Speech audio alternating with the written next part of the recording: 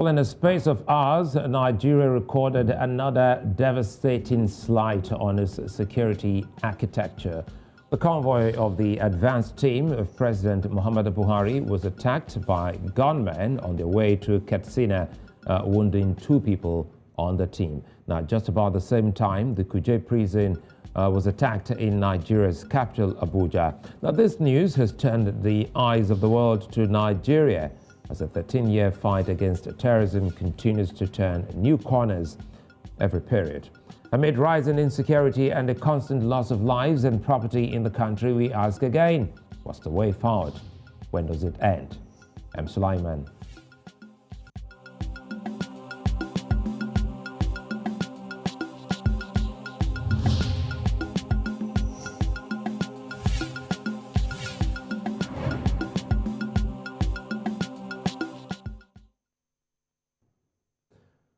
Following Tuesday night's bomb attack on the Kuje Medium Security Custodial Center in Abuja, President Muhammadu Buhari has visited the facility. Hundreds of inmates and members of the daredevil terrorist group Boko Haram were released by the attackers in an operation that lasted more than 2 hours on the Kuje Correctional Facility. Hours earlier, gunmen opened fire on the convoy of President Muhammadu Buhari's security guards, officials and media team in his home state of Katsina. There are the latest in the spate of attacks in Nigeria, from churches to mosque clergymen to Islamic clerics, traditional rulers and ordinary Nigerians. The insecurity in the country is reaching and hard-hitting. Now, suggestions of possible solutions have been made. Experts have spoken, retired security officials have aired their opinions and made suggestions, yet the country still struggles to stay peaceful. Now, the solutions are not seen yet, and the situation has only worsened. What's the way forward? Nigerians ask again. Joining me to unpack this is Amachree. He's a former DSS director and security consultant. Pretty much later, Seyi Adetayo will be joining me, and also Okai Akigbe, an intelligence officer. But first, we have Amachree. Thank you for your time as always, and thanks for doing a whole lot for the nation, even when you should be resting, you know. Well, anyway, I try to put that on your face because almost every Nigerian, you know, over the night till this moment can hardly smile because of what we've seen. Attack on the president's convoy and Kuje prison. How worse can this get? Well, it underlines the level of insecurity that we have in the country. You know, when terrorists are bold enough to go down to one of the correctional centers in this country, one of the high-profile ones for that matter, and attack it, and then, of course, release their compatriots and then disappear. I will not discount an insider job. Somebody must be in there helping them to do that. But again, it also shows that the correctional officers have not done enough. The security of that place has been very, very porous. One, the layout. You can even see from the pictures there, you know, there's only one gate separating the street from the inside. You know, that is not how prisons are designed. So they have to look at the design, you know, and the environment of that place to ensure that it is well designed to prevent this kind of attacks. So this is what we have there. And then, of course, for the president, he is one of the most protected people in this country, or in the world. Presidents are the most protected people in the world. But normally, they are to be attacked. Let's not look at it as if it is a forbidden thing to attack the president's convoy. President convoy are to be attacked. That's why they have security around it. You know, that's why the security around the convoy is heavy. They will be attacked. But the ability to repel that attack and get the president out of that place is what makes them a success. And I think the guys who were going to Daura did a good job. They did a very good job, although we have some collateral damages, which is expected anyway, because an ambush, but they were able to continue the convoy to its final destination. You know, two key things you raised here, which are very important, and you've all sort of opened a new discussion for Nigerians to start, exploring and say, wait a minute, being the president doesn't mean you're not prone to an attack. But again, first, let's talk more about the Kuje Correctional. The president has visited at this point in time, and your observations are germane and key and shouldn't be swept under the carpet. What more do you expect the country, even the presidency, to be doing at this point in time, going by what you have observed of the correctional facility? Well, I think, except the claim that they actually look for money to upgrade the prisons and they didn't get it, that is the only reason. Otherwise, I would expect the director of prisons to resign right now, because under his watch, a lot of prisons which are porous and just sitting ducks. And maybe they think that you are putting high-profile prisoners in there. Boko Haram terrorists are in there. Let's compare this to Guantanamo Bay in the United States, where Al-Qaeda terrorists were kept. In fact, number one, all of them are chained. They don't move around, so to remove them is a big problem.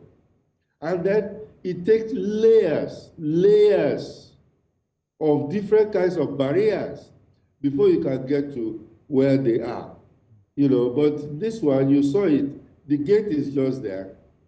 And then you blow that gate and you can move in from the street directly into the building, into the premises. So it's really sad that they've not done anything about it. And when we're talking about the physical security of a prison, you have to take you have to consider the world benchmark, because prisons are designed in a particular way, whereby you go through barriers until you can go clearance and different clearance before you can go and see the inmates. And then, of course, there's a watchtower that will be flashing floodlight across the body, the outside perimeter and the inside perimeter. And somebody must be there 24/7. I am sure nobody was there, because maybe NEPA does not have light, which is very, very sad. And then you are not doing your job. Because if you have prison, then you cannot just keep people inside without following the procedures of, maintaining that place.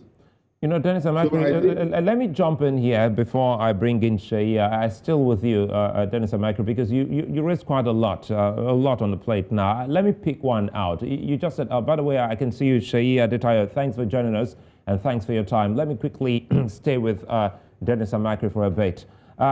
You said something about how these hardened, terrorists are kept. It's instructive. You just said something about they being in cuffs, in chains. And now that explains some of your key concern. Were they unchained? How were they able to did they get the man who had the key? Is it just a man who had the keys to every other person there? So these are some big concerns. Keep in mind, Boko Haram terrorists have attacked Babagana Zulum's convoy in the past. But an attack on the team of the president of the country is chilling, no matter how one would want to paint this. What is the reaction you think more appropriate for the ordinary Nigerian to start, internalizing to better understand what we're dealing with? We're dealing with terrorists, And I think everybody should realize that by now. In fact, we are at war. You know, the country is at war, believe it or not. Many people don't think so because it has not come near them. But, you know, the attack on the president's convoy also underlines the fact that, you know, they are more daring now. They are more daring. And that means they are more daring because they have support from outside Nigeria. There are foreign terrorists that are working with them. But like I said earlier, a presidential convoy is not immune from attacks. And that's why you have that level of security around it, you know. But what is important is the ability to repel that attack. And the boys did a very good job. They did a very good job, you know, although the collateral damage was there, they still went ahead to complete the journey. But normally, people will be worried because they feel that, oh, if the president's convoy can be attacked, that means we are not safe. And that's what terrorists want to do. They want to raise the terror level in society so that people will be scared of them. You know, one of the objectives of terrorists is fear, to propagate fear and have publicity. So it is what we are experiencing right now. Let's bring in Seyi Adetayo and help us here to make sense of what you understand as the problem with Nigeria's security network.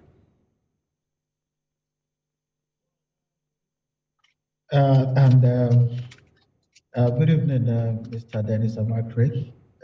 It's been an interesting day since morning, and the truth has been told. Let me first of all start from where Mr. Amachree stopped. Yeah. Presidential convoy is not different from any convoy. The presidential convoy will ply the same road every Nigerian is applying. So if those roads are not secure, and Nigerians are attacked, any convoy on that road can as well be attacked. But secondly, what was attacked was not the presidential convoy. We need to understand the difference between Security Advance Party and President Convoy. President Convoy is a different ball game entirely. The moment President is in the motorcade, there's going to be route lining. The roads will be cleared several kilometers ahead. This would have happened. It's just Security Advance Party that are heading to Daura and a little bit dressed down that was attacked. Anyway, going back to the question that you asked, there are quite a lot of things that is currently wrong with this nation. Apart from the issues that we've raised several times, so the things that need to be done, speaking to prison break, this is one prison break too many. We've seen this happening over and over again. And one of the things that is so common in all this is that these people usually attack prisons close to festive period, if not on festive period. So a situation whereby, as a nation, we've taken religion and festivity to a point within the security network where we lose all our sense of professionalism, decency, and control because an holiday is approaching or a festive period is approaching or a prayer time is approaching. I'm speaking as someone who has served and who have seen this happening over and over. When it is prayer time, you see people that are supposed to be on guard duty, you know, becoming laxed and just want to go and pray, thereby, you know, leaving whatever responsibility have been placed on them. If you look at how we got here, Amachree prison was attacked close to the heat, during prayer period, when they know that all the security apparatus at the prison would have been dressed down. The same thing here, just about 3 days or thereabout now to heat, Kuje prison was also attacked. These people have been stalled in the fact that when it's getting close to a period like this, our security personnel don't actually work, you know, in their right senses. This is not the first time It's not the second time, and it's high time that those who are commanders should know that that's not the period where you give people leave. It's not a period where you approve leave for people who are given responsibility. If by the experience that I know, for the organization I serve in DSS, during Christmas and festive period, they don't approve leave because they know that is when the enemy will want to strike. But we see this happening over and over with Nigerian President. Now, there's other things that we need to understand for us to be able to address this prison break. Now, one of the reasons why we are having problem in the Southeast is because of the prison break in Imo, the prison break in Edo, and the prison break in Kogi. Most of the hardened criminals that escaped, they are the one launching attack in Southeast, and the people that they recruited. So why are we here? One of the problems we're having today is that our governors are shying away from their responsibility. And it's high time Nigeria call the governors to order. If you are a governor, if I consider for a governor for crying out and for God's sake, don't take the job if you cannot sign death warrants. The governorship position is not for a lily-livered person. There are lots of them that have been convicted to die 10, 20 years. Now they break the prison, they release those people out. So why are you keeping there? These are murderers, several murderers, and they will never surrender themselves because they'll be condemned to death. All the condemned criminals in Edo jailbreak, Imo jailbreak, Kogi jailbreak, they've not been able to arrest up to 10 as we speak today. And the first thing these people do is to go back to where they were arrested and go and kill on revenge mission to kill the people. Let me bring in Dennis. I see your point here, Seyi Adetayo. I'll come back to you, Seyi. Quickly, let's bring in Dennis Amachree because we have some limited time since he has other engagements. You know, you said something about intelligence or a leak, some collaboration that you suspect around that Kuje break. And now, listening to Seyi, it would seem as if there is some form of compromise. How can a nation, you know, dig in deep to ensure that that is averted? Because looking at the history and the timelines, it doesn't look like it's going to abate anytime soon. You know, even the Owerri attack, the DSS had given out some kind of intelligence to them 2 weeks before it actually happened. Same thing with Kuje. You know, they were informed that, look, this is going to happen. And like I said, either they have a lackadaisical attitude toward the intelligence because people just think it's business as usual. Sorry to jump in here. I need to be clear on this. Are we saying that sometimes the DSS, and in this case specifically, gave out a warning of an impending jailbreak? Yes. The DSS actually gave them a warning.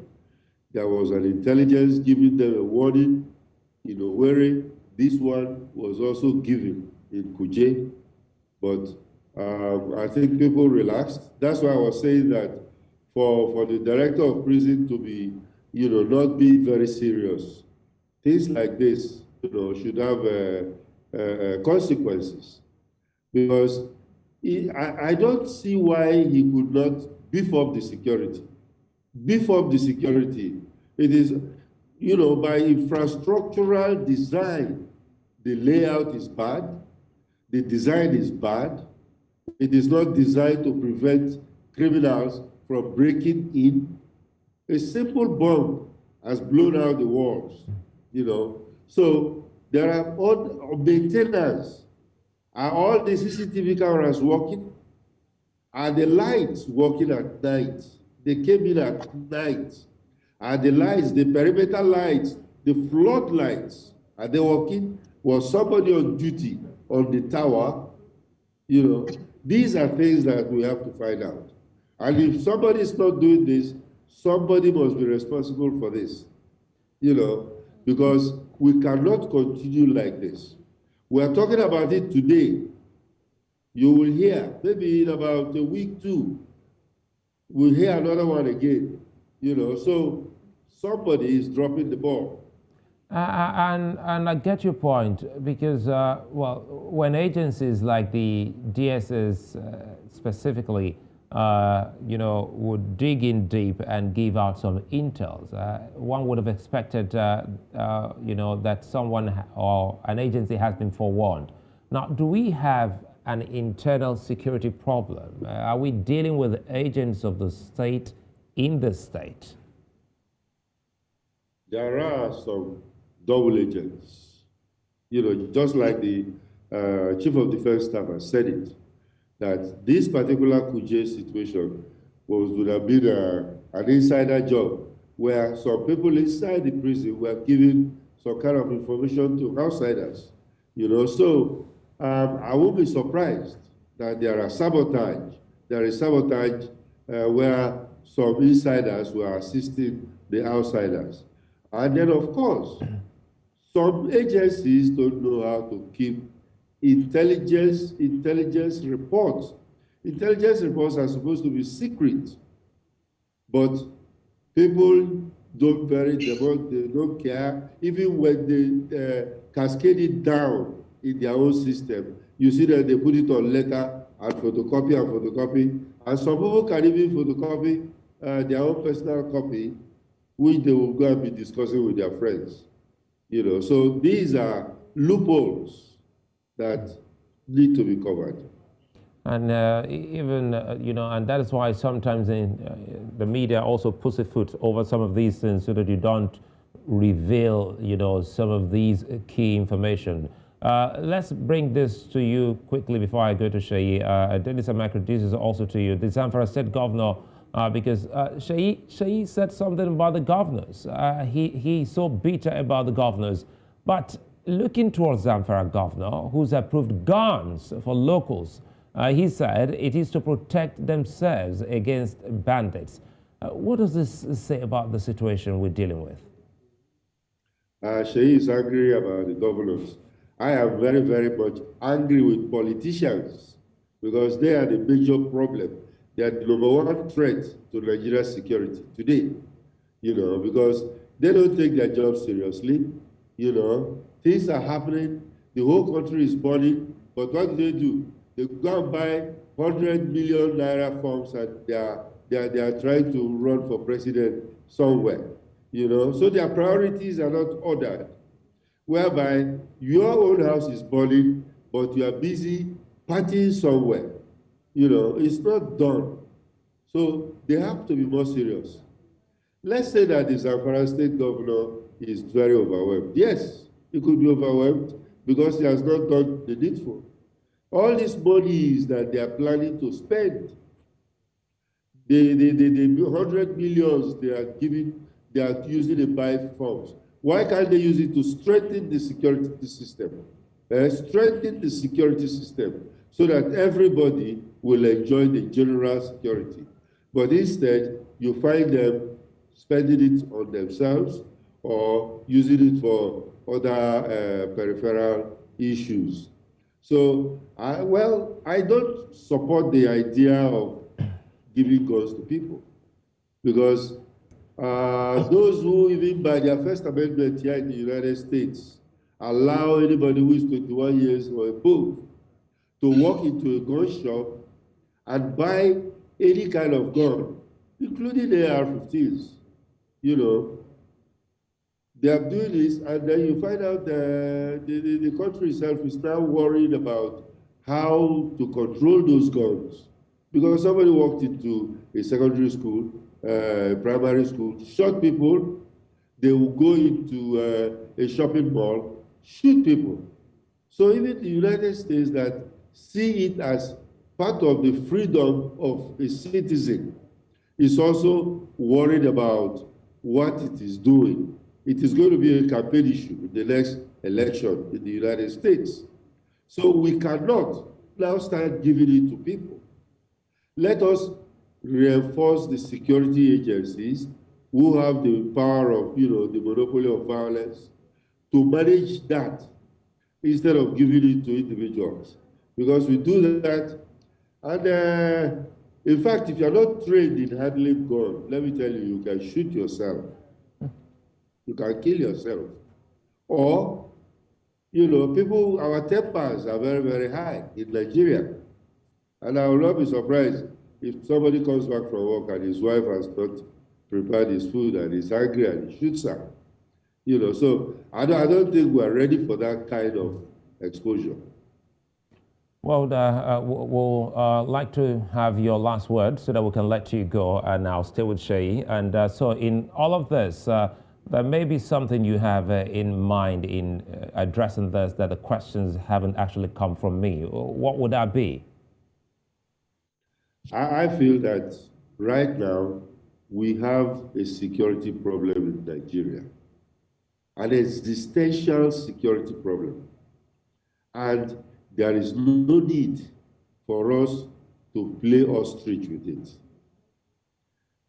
Politics is on. I know everybody is planning 2023. We cannot have this election. I don't think we can. Because if bandits or terrorists are occupying certain states that we have right now, how is election going to hold in those local governments? And of course, according to INEC rules, if election is not held in all the local governments, then that election is invalid. We should remember that. It's not later we start going to court. So let us first handle this security issue, clear it, before we continue with our political campaign. I think the politicians owe this to the nation. I'd like to thank you for your time as always, Dennis Amachree, former Department of Security Director. Thank you for your time as always.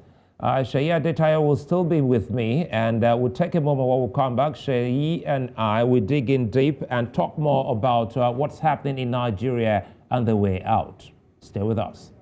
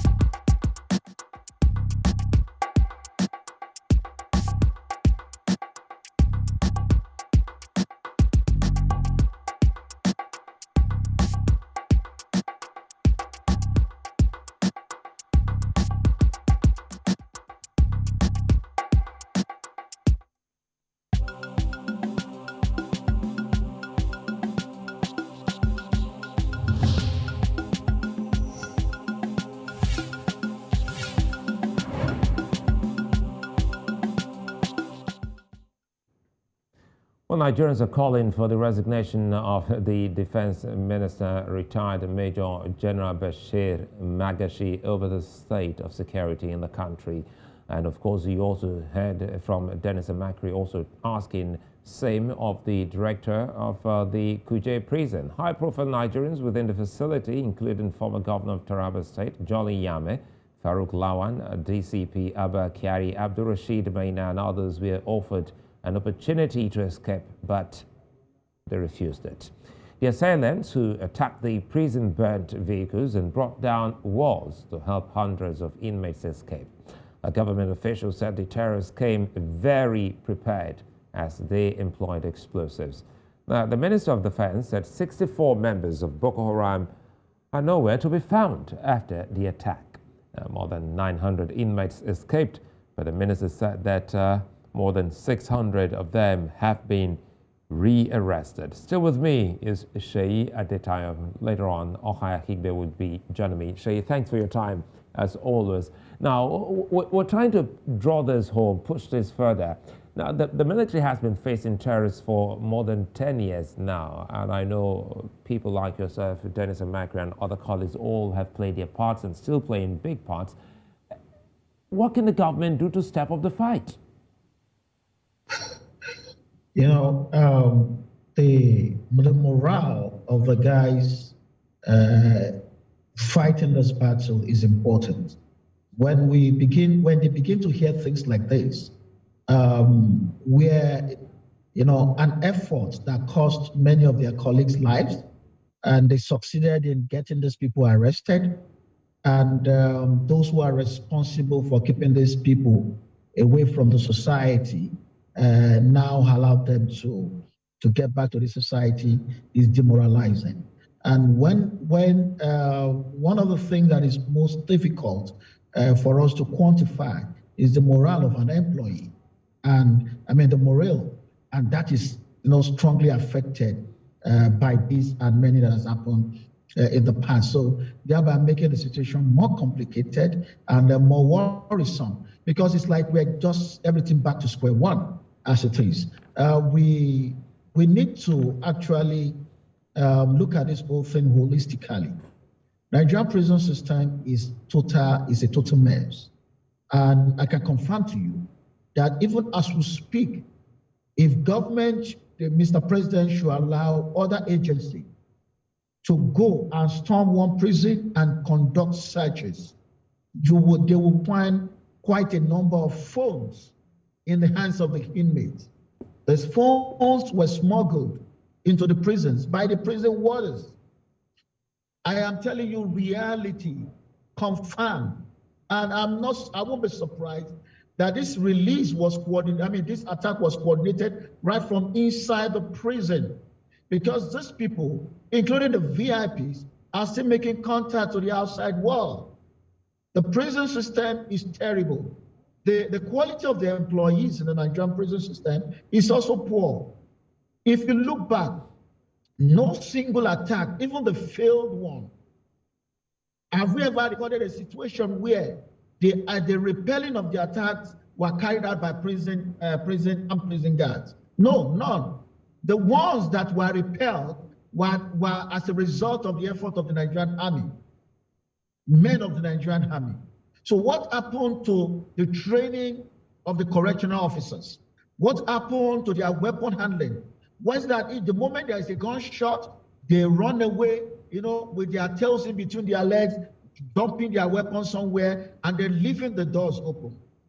This is one of the issues that we need to look at, because it's not enough for men to be dying right there in the theater, in the forest, in Niger State. About 30-something were killed a few days ago. And the success of those sacrifices are now being wasted by correctional officers and by the court system that is taking 10, 20 years to prosecute, inmates, and also by those who are responsible when these people have been condemned to death and refusing to sign, thereby keeping them there alive and creating a situation whereby someone will come there and set them free, and they are back to the society. Still, now this time they are now more vicious, because no part of the society will be ready to receive them or welcome them. So they're still going to go back to the underworld. This is just one of the major challenges that we're having in this country. Drugs are still being sold inside our correctional center. So why change the name if it's not looking correctional at the end of the day? Exactly. There's nothing correctional as it is. They are coming out more hardened, and they are coming out more useless to the society. And that's the reality. We need to look into not just about Kuje. We need to look right into the hierarchy of the Nigerian prison service. What is wrong with the leadership? What is wrong with the training? What is wrong with arms procurement? Look at the weapon they are carrying. Those weapons are the ones rejected by the Nigerian army, FN rifles. What happens to correctional officers carrying modern weapons, having enough rounds, going for tactical training, and also the correctional prison service, especially Minister of Interior, redesigning our prison our correctional facilities. It is still the archaic colonial structure that is still there. And the moment the perimeter wall is breached, that is the end. The moment the access door is breached, that is the end. Is this day, in this time, no, okay, for example, we had an attack on the Abuja-Kaduna train. The people who carried out the attack made their demands very clear. We want our people. That is enough for us to know that where their people are being kept is going to be a target. The reason why they attack Kaduna, Abuja train is because they want those people to be released. How much will it cost the Ministry of Interior to award a contract for central alarm system, where if there is any issue, the moment a button is pressed, the first armed responders will receive it and they will deploy within 5 minutes. We were told that this attack took about 3 hours till they took their own people and others were set free. It is painful. And you see, I feel it because I happen to be one of the first set of people in Nigeria that were involved in this war against Boko Haram. I was on the field. I know the cost. When I was still in the service, I was jumping around, running in the middle of the night, jumping fences, tracking Boko Haram suspects. It is painful when the people you sacrifice, put your life, on the hedge to take out of the society, and now back on the road, on the street. It's painful. I'm very angry right now. I can understand, and I feel that, Seyi, when you look around the continent and trying to look a little bit outside Nigeria, you see similarities in these terrorism problems, but not as dire as we've started seeing in Nigeria. But quickly here, how can a regional approach help in ensuring better security for Nigeria? Well, see, we are in a precarious situation. We are bounded by or surrounded by Francophone countries. We know that there is a silent animosity between Francophone countries and Nigeria, especially since all of them are still tied to the apron string of their French colonial masters. International diplomacy, within which, the way we relate to them, and our own foreign policy objective has been to build, a friendly, developing friendly relationship with our neighbors, and which is more economical and it's cheaper for us, because if we are not at war with our neighbors, then we will not need to spend so much money like Egypt is spending to build our defense strength. However, our neighbors are seeing this weakness. They've seen the fact that Nigeria has the money and Nigeria is ready to commit whatever it takes for them to remain peaceful with them. So when Nigeria is approaching them and say, you know what, let us do this thing together and they help to solve this problem, they still expect that we should be the one to finance it. And it's one of the problems that we're having. The multinational joint task force that's currently in operation, Nigeria is still a chief sponsor. And it's as if that, to them, as if this is not, a problem that is common to both of us, that is okay. In the last few days now, we've been reading about attacks in Republic of Benin. Since this problem began, Republic of Benin have been peaceful. They've not been making any contribution towards that regional, effort towards curtailing this. Now, the chicken has come home to roost now.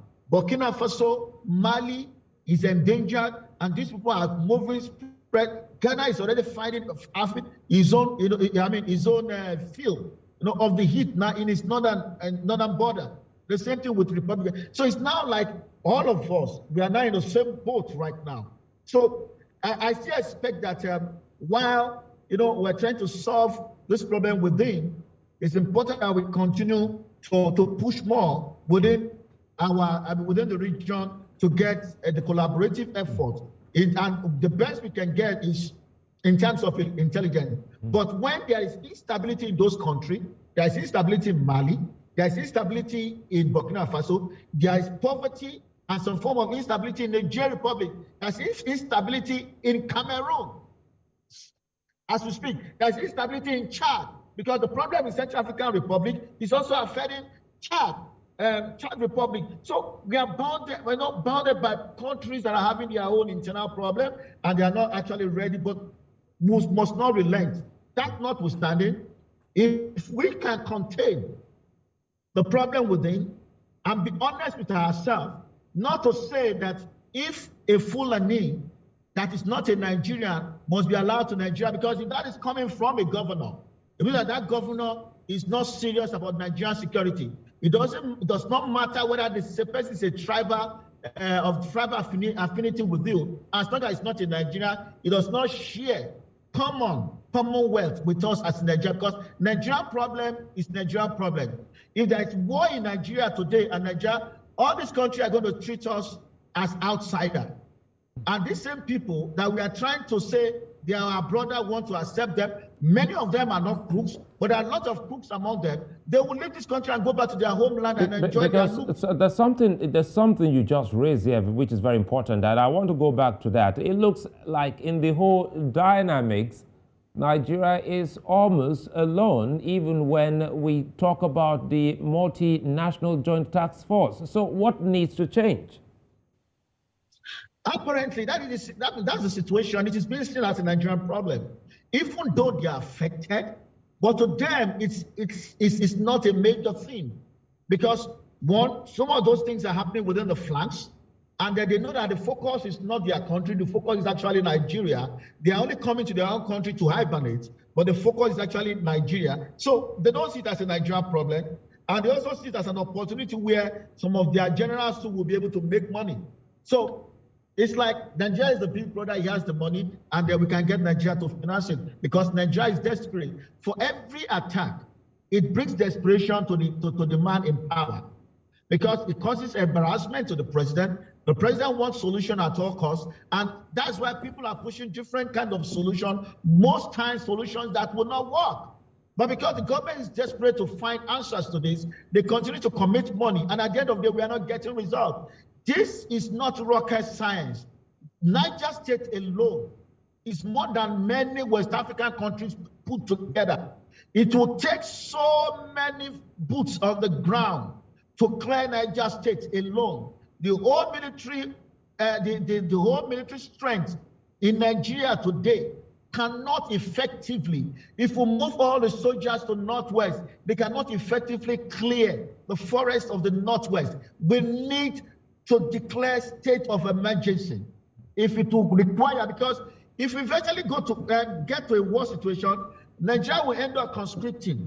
Why don't we make it voluntary now for people to join now? We push more money now to the military to ensure that we have more people, even though it's going to be for short service, that we have more people, we have more boots on the ground, we begin to clear this forest.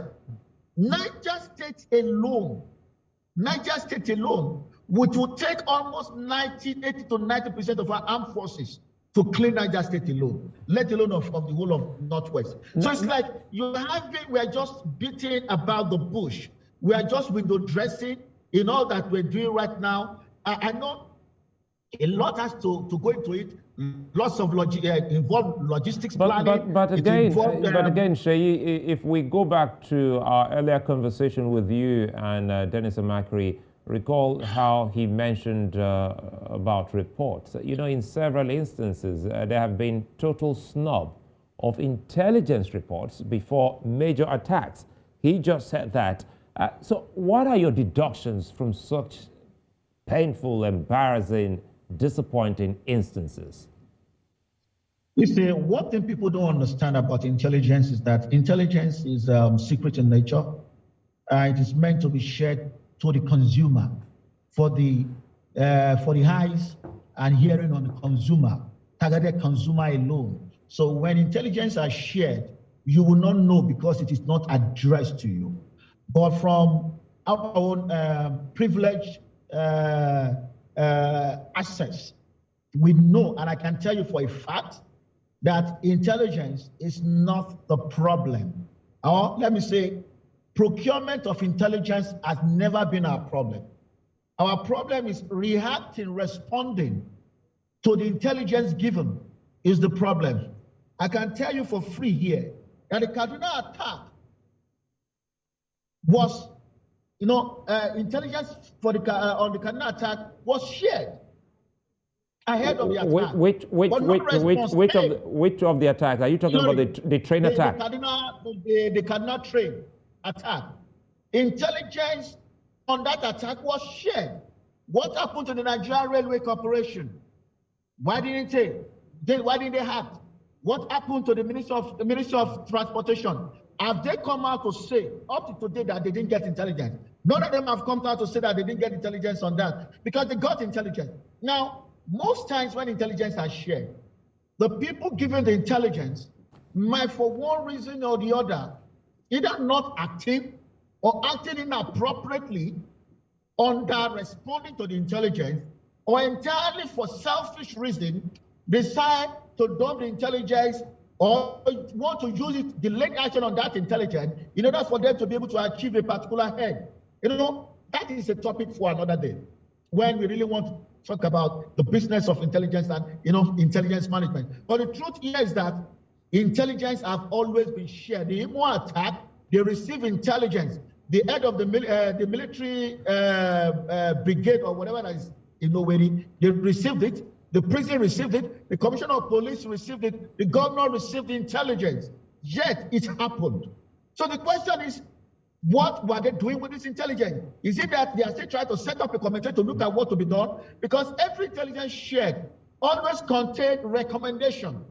The recommendation are highlighted steps that the intelligence agency is asking the consumer or the actual agency to take in order to forestall the impending, threat. So that's the issue here in Nigeria. Let's, go,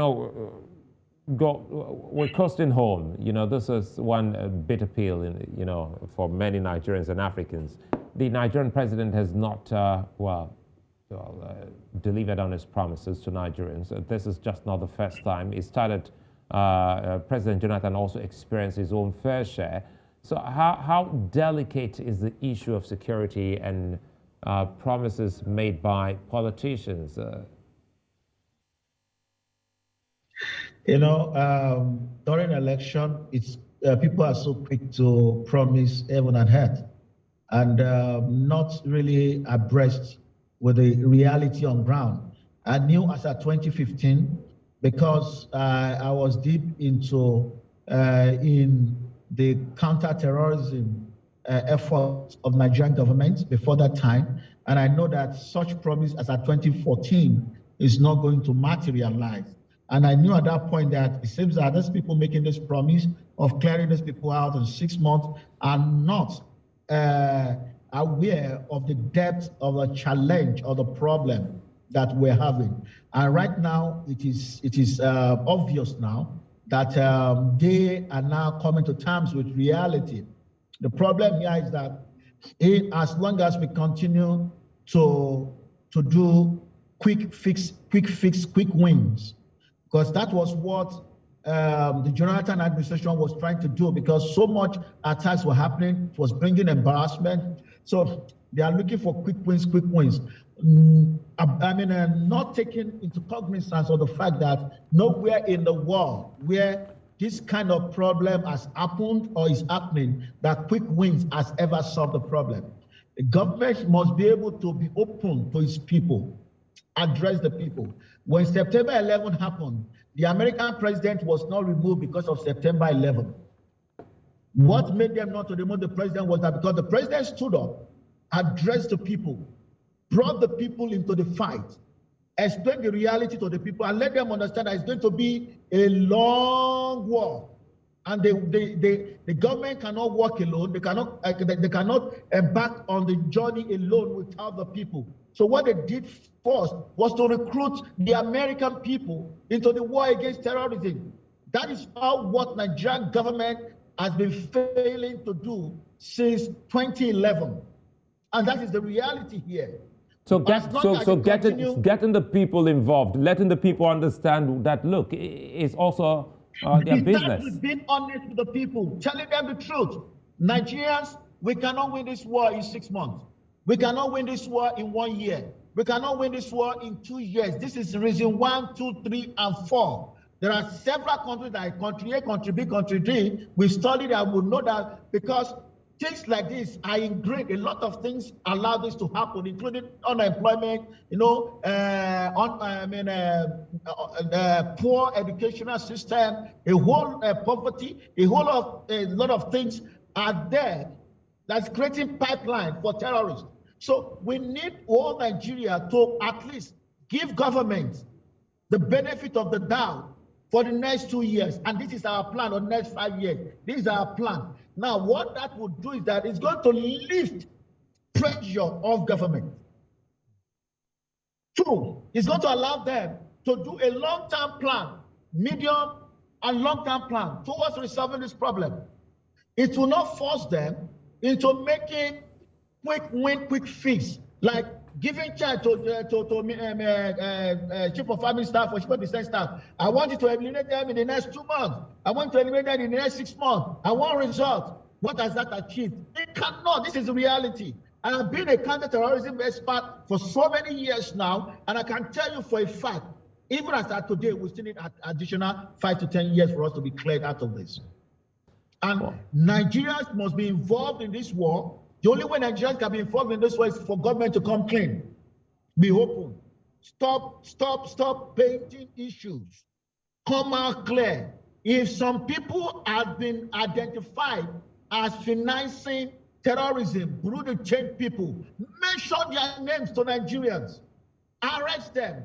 Nigerians need to begin to see certain actions from government. Do not hear this government is sincere, is ready to do things. Before you know it, Nigerians will be putting their lives on the line to fight this war alongside our military men. Our military men cannot do this alone, they need the people.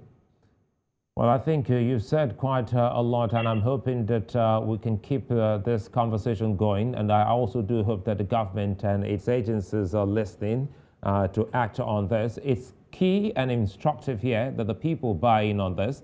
The people are told the truth and say, look, and even they owe the people an apology and say, we're sorry, we have failed on our promises, but this is the real deal. Seyi, Adetayo, would like to thank you as always for your time, for being such nice company. And of course, Dennis and Amachree for also being here with us.